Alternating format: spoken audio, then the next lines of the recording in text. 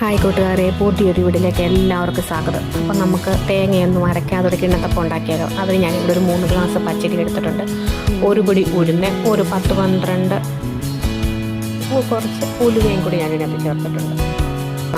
ഞാനിത് രാവിലെ വെള്ളത്തിയിട്ടപ്പം നമുക്കൊരു സോക്ക് ചെയ്യാനായിട്ട് ആവശ്യത്തിന് വെള്ളമൊക്കെ ഒഴിച്ച് വെക്കാം. ഇത് കുറച്ച് തേങ്ങാ വെള്ളമാണ്. അപ്പോൾ തേങ്ങാ വെള്ളത്തിനകത്ത് കുറച്ച് ഈസ്റ്റും കൂടി ഇട്ട് വെക്കണം കേട്ടോ.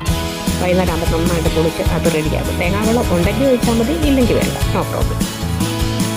അപ്പം ഞാൻ ചെയ്യുന്നതാണ്. അപ്പം സന്ധ്യയൊക്കെ ആയപ്പോഴത്തേക്ക് നമുക്ക് ഒരു സ്പൂണ് പഞ്ചസാര, എത്രയാണോ പഞ്ചസാര വേണ്ടതെന്ന് വെച്ചാൽ നമ്മുടെ മധുരത്തിന് ആവശ്യമായിട്ട് പഞ്ചസാര ഒഴിക്കുക. നല്ല ഒരു തവി ചോറ്, പിന്നെ തേങ്ങാവെള്ളം ചേർത്ത് നന്നായിട്ട് നമുക്കിതൊന്ന് അരച്ചെടുക്കാം. ഓക്കെ, നന്നായിട്ട് ഇതൊന്ന് അരച്ചെടുത്ത് വെക്കാം. അപ്പം നാളെ രാവിലെ ആകുമ്പോഴത്തേക്ക് നമുക്കിത് കിണ്ണത്തപ്പം ഉണ്ടാക്കാം.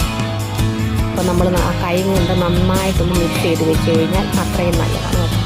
ഞാനങ്ങനെ മിക്സ് ചെയ്ത് ഞാൻ അരച്ച് വെച്ച് കഴിഞ്ഞാൽ നന്നായിട്ട് പുളിച്ച് വന്നപ്പോൾ ഞാൻ മിക്സ് ചെയ്ത് വെച്ചത് രാവിലെ ആയപ്പോൾ നന്നായിട്ട് പുളിച്ച് വന്നിട്ടുണ്ട്. അപ്പം അതിന് ആവശ്യത്തിന് കുറച്ച് ഉപ്പും കൂടി ഇട്ട് കൊടുക്കണം. മധുരം നമുക്ക് എത്രയാണോ മധുരം വേണ്ടത് അതനുസരിച്ചിട്ട് കൊടുക്കും. അപ്പം നന്നായിട്ടൊന്ന് മിക്സ് ചെയ്യും. ഒരുപാട് അങ്ങ് മിക്സ് ചെയ്യേണ്ട, അത്യാവശ്യം ഒന്ന് മിക്സ് ചെയ്യും. വേണമെന്നുണ്ടെങ്കിൽ നമുക്ക് രാത്രിയിൽ ഉപ്പ് ഇട്ടിട്ട് നന്നായിട്ട് മിക്സ് ചെയ്ത് വെച്ച് കഴിഞ്ഞാൽ അതേപോലെ കിളക്കാതെ നമുക്ക് വേണ്ടിയും കോരി വയ്ക്കാം. അപ്പം ഒന്നും കൂടി സോഫ്റ്റാണ്. അപ്പം എല്ലാം റെഡി ആയിട്ടുണ്ട്. അപ്പം നമുക്ക് ഒരു പാത്രത്തിൽ നമുക്ക് എണ്ണയൊക്കെ തേച്ചിട്ട് വേണം നമുക്കത് ചെയ്യാൻ. അപ്പോൾ ഞാനിപ്പോൾ ആദ്യം ഒരു തട്ടത്തിലാണ് എടുക്കുന്നത്. പ്ലേറ്റിലും ഉണ്ട്, തട്ടത്തിലും.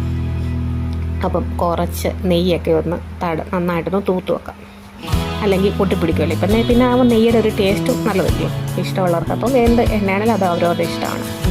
അപ്പോൾ അത് കുറച്ച് അങ്ങോട്ട് ഒഴിച്ച് കൊടുക്കാം. നമുക്ക് ഇതൊന്ന് റിച്ച് ആക്കാൻ വേണ്ടി ഞാൻ അതിനകത്ത് കുറച്ച് കാര്യങ്ങളൂടെ ചേർക്കുന്നുണ്ട്. കുറച്ച് ബദാം, മുന്തിരി, ഈന്തപ്പഴം ഇവിടെ ഉള്ളത് കൊണ്ടാണ് ചേർക്കുന്നത്. അല്ലെങ്കിൽ നിങ്ങൾക്ക് വേണമെങ്കിൽ തേങ്ങാക്കൊത്ത് വേണമെങ്കിൽ ചേർക്കാം. ഒന്നും ചേർത്തില്ലെന്നും കുഴപ്പമില്ല, ഇതുപോലെ കല്ലാതെ എടുത്ത് വെക്കാം. അപ്പം ഇവിടെ ഉള്ളത് കൊണ്ട് മാത്രമാണ് ഞാനിപ്പോൾ ചേർക്കുന്നത്. അപ്പോൾ ആവശ്യത്തിന് അതും കൂടി ഒന്ന് ചേർത്ത് കൊടുക്കാം. ടേസ്റ്റാണ്.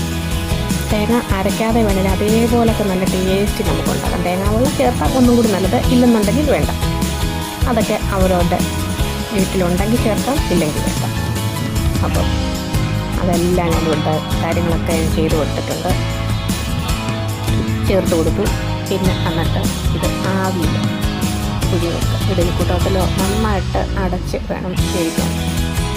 ഇത് ഞാൻ പ്ലേറ്റിൽ ഒഴിച്ചതാണ്. അതിൽ ഞാൻ ഈന്തപ്പഴങ്ങളൊന്നും ചേർത്തിട്ടില്ല. കണ്ടുകൊണ്ട് നല്ല സോഫ്റ്റായിട്ട് വന്നിട്ടുണ്ട്. നമുക്ക് തേങ്ങ അരയ്ക്കാതെയും തേങ്ങാപ്പാലും ഒന്നും ചേർക്കാതെ നല്ല അടിപൊളിയായിട്ട് കണ്ടുകൊണ്ട് നല്ല പഞ്ഞിക്കിട്ട് കൊടുത്തായിട്ടുണ്ട്. നോക്കും, നിങ്ങൾ ഒരു പ്രാവശ്യം ഇങ്ങനൊന്നും ഉണ്ടാക്കി നോക്കി. തേങ്ങ ചേർത്തിട്ടില്ലെന്ന് പറഞ്ഞാൽ ആരും വിശ്വസിക്കത്തില്ല, അത്രയ്ക്ക് ടേസ്റ്റാണ്. അതും അതിലും നല്ല ടേസ്റ്റ്. അപ്പോൾ നിങ്ങൾ ഒരു പ്രാവശ്യം ഉണ്ടാക്കി നോക്കിക്കഴിഞ്ഞാൽ ഇതുപോലൊക്കെ നിങ്ങൾ ഉണ്ടാക്കത്തുള്ളൂ, അത് ഉറപ്പാണ്. കണ്ടോ? അപ്പം അടുത്ത വീഡിയോയിൽ വീണ്ടും കാണാം. Thank you.